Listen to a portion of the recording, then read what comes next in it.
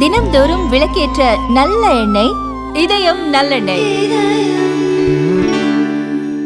பொய்யான வழக்கு போடும் அமைச்சர் எவ்வளவு நாட்கள் சிறைக்கு செல்ல வேண்டும் என அரவிந்த் கெஜ்ரிவால் கேள்வி எழுப்பியுள்ளார். பதவி பறிப்பு மசோதாவை மத்திய உள்துறை அமைச்சர் அமித்ஷா நாடாளுமன்றத்தில் தாக்கல் செய்தார். டெல்லியின் முன்னாள் முதல்வர் அரவிந்த் கெஜ்ரிவால் இதை கடுமையாக விமர்சித்துள்ளார்.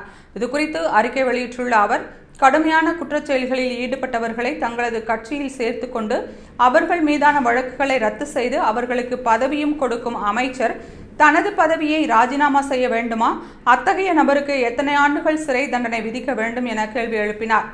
பொய்யான வழக்குகளில் ஒருவர் சிறையில் அடைக்கப்பட்டு பின்னர் விடுவிக்கப்பட்டால் அந்த பொய்யான குற்றச்சாட்டுகளை சுமத்தியதற்காக ஒரு அமைச்சர் எத்தனை ஆண்டுகள் சிறை தண்டனையை எதிர்கொள்ள வேண்டும் என்றும் அரவிந்த் கெஜ்ரிவால் கேள்வி எழுப்பியுள்ளார்.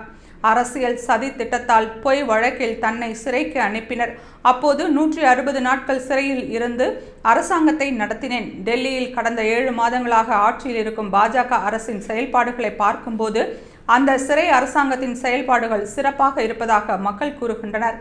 அந்த சமயத்தில் டெல்லியில் மின்வெட்டு இல்லை, தண்ணீர் தட்டுப்பாடு இல்லை, இலவச மருந்துகள் கிடைத்தன. ஆனால் இப்போது ஒரே ஒரு மழையில் மோசமான நிலைக்கு டெல்லி சென்றுவிட்டது என்று அரவிந்த் கெஜ்ரிவால் விமர்சித்துள்ளார்.